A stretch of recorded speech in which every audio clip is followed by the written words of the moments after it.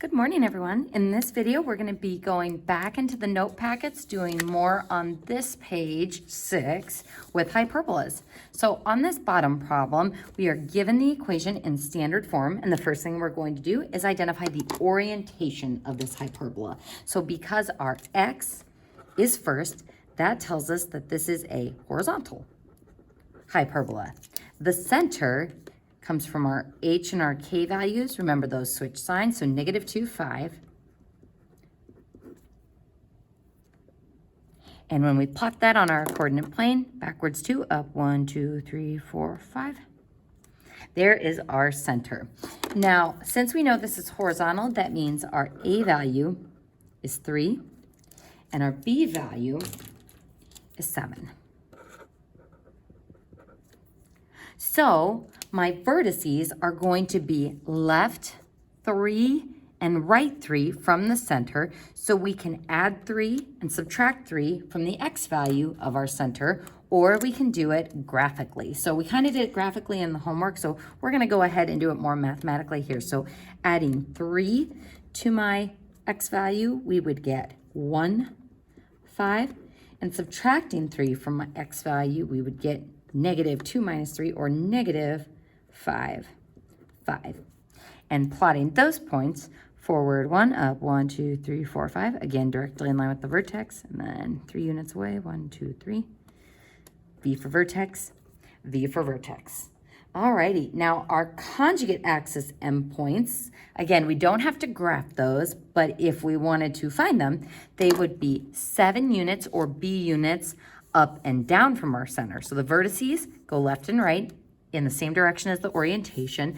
The conjugate axis endpoints are going to go up and down. And this is why we don't really want to count on our graph here, because those endpoints are going to be way off our coordinate plane. So we're going to go ahead and do what we just did with the vertices. And we are going to count up and down, or add 7 and subtract 7 from that y value of the center.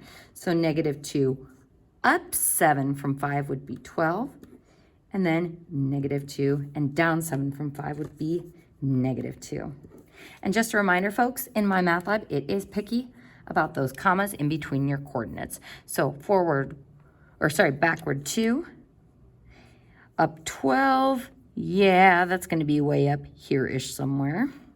And then -2, -2. Now that one we can graph, so I'm going to go ahead and place it there.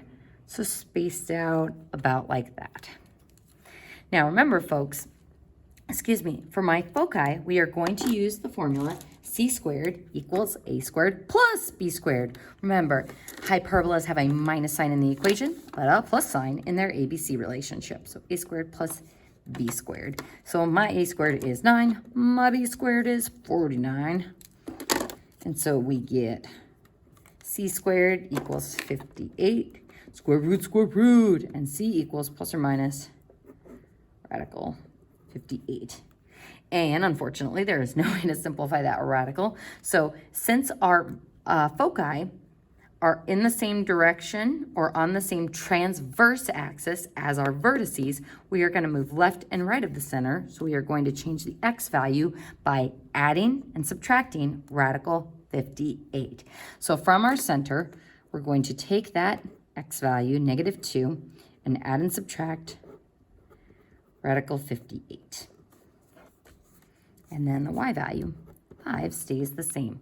And folks, if we did want to plot that, -2 plus rad 58 would be about 5.6 and 5.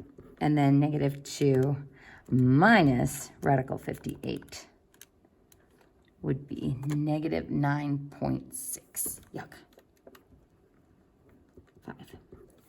So let's see. This is 2, 3, 4, 5, and a titch over halfway.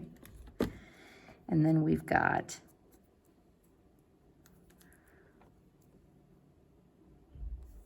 1, 2, 3, 4, 5 in the positive direction. Sorry about that. 1, 2, 3, 4, 5, and then a bit over halfway would be there. And then -9.6, 5, 6, 7, 8, 9. Oh, and that's way back there. 9.6 would be in there. So there's a foci, and there's a foci-ish. And remember, those are always inside our hyperbola swooshes. Alrighty, so remember your foci, we're gonna write in that radical simplified form. So our radical is as simplified as much as possible. That binomial expression is as simplified as much as possible. So now the tricky part is finishing our graph. And to do that, we need to find our asymptote slope. Don't forget your plus or minus. So m equals plus or minus. My rise comes from my y term, so 7. My run comes from my x term, or 3.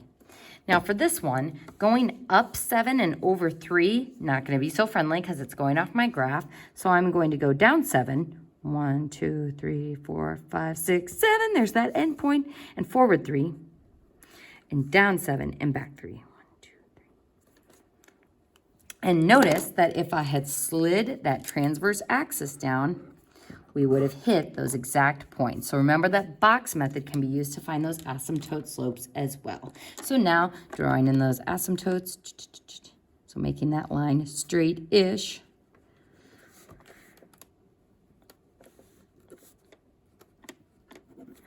And folks, sometimes what I see on tests with this is students will see those endpoints and they will try to draw in their hyperbola swooshes from there. So this is why on your graph, you might find it helpful to actually label your vertices with V's, just so you remember after you draw your asymptotes that there is where you are going to draw your swooshes. So I'm gonna go ahead and swoosh up towards that asymptote, swooshing down towards that one, up towards that asymptote, and down towards that one. And that is our hyperbola. Now, on the next page, we're going to go ahead and take a look at this top problem. Now, what is sticking out to you about the standard form of this hyperbola? Well, it's hopefully sticking out to you that this isn't actually in standard form. First, I don't have any fractions, so that's kind of concerning. And second, it isn't equal to 1. So folks, what easy thing could we do to get this equation to be equal to 1? We can divide the whole thing by 36, which means every single term gets divided by 36. So this is similar to, we did one like this with the ellipses. This is similar to that problem on page 5 where we had to do the same thing to get it to be equal to 1 so that it was an ellipse standard form. So this would be x squared over 9 and then minus y squared over 4 and then equals 1.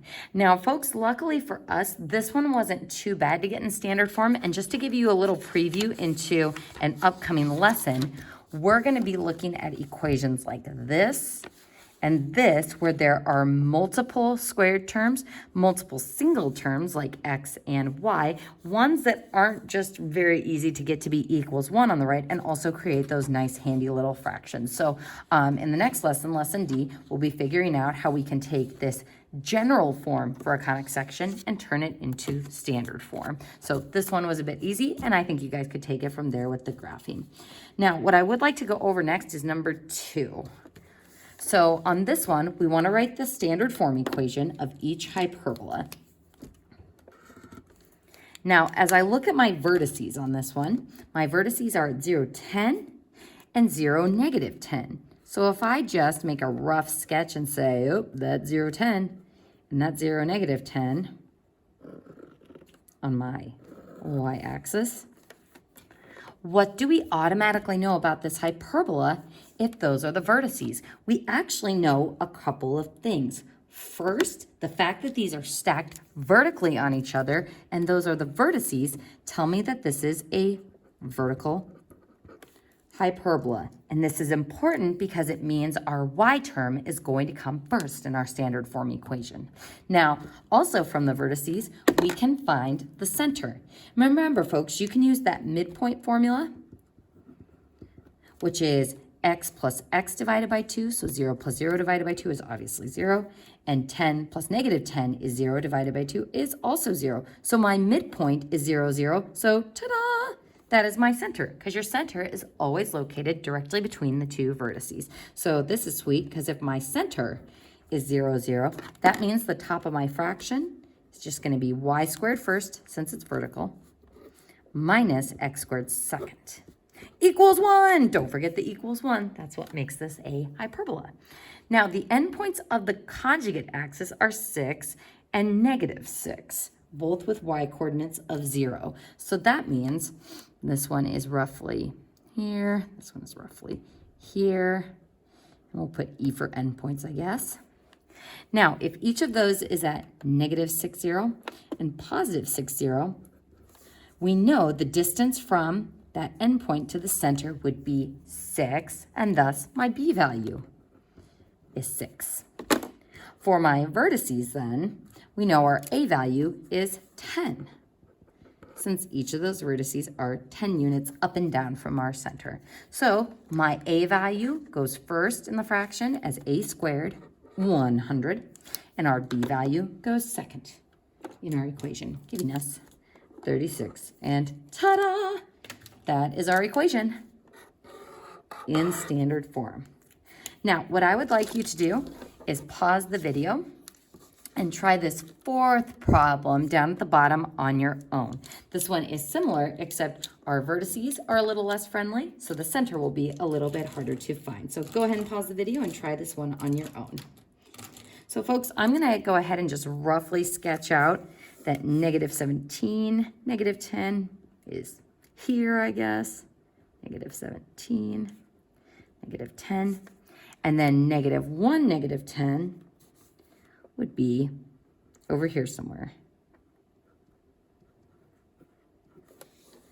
So that would be like if my x-axis was way up here, my y-axis was like this, if that helps you visualize what is going on with those points. So -17, -10. Oop, and actually this would need to be over here a little bit farther. Let's go ahead and just white out that y-axis. Mrs. Cairo, I read that as +1. So -1, that would mean our y-axis would be here. There we go. All right, so if these are my vertices, my center is somewhere in the middle. In fact, it's directly in the middle using the midpoint formula. So -17 plus -1 is -18, divided by 2 is -9. And then -10 plus -10 is -20, divided by 2 is also -10. So my center is at -9, -10. So this is going to help me because I can now write the top part of the fractions of this equation in standard form. Now, something that we didn't talk about yet is the orientation of this hyperbola. Since my vertices are going left and right of my center, this is horizontal, which means my x fraction will come first. So x, and in parentheses with the x, we'll switch the sign of the x value of our center, so +9. And then minus y plus 10 squared. Don't forget the squares, don't forget the minus. And then equals 1. All right, now folks, my A value for this one might be a little bit tougher for you to find. You can use the distance formula, like you may have seen in the View an Example on MyMathLab, or you can also look at this simple visualization we have for this hyperbola's vertices and its center. If I think about moving from -1 to -9, I have moved 8 units. So that means my A value is 8. We can also check it going this way. How do I go from -9 to -17? We move 8 units left. So this shows me that my A value is 8. And thus 64, A squared, goes underneath my x fraction. Now for my B value, it says the conjugate axis is 10 units long, so woohoo! We know that our conjugate axis has a length of 2b, and thus b equals 5, since 2b equals 10. So 25 in my standard form equation. And that is our equation of the hyperbola in standard form. So hopefully you got that one right or got really, really close. Again, just be careful with those non-zero centers.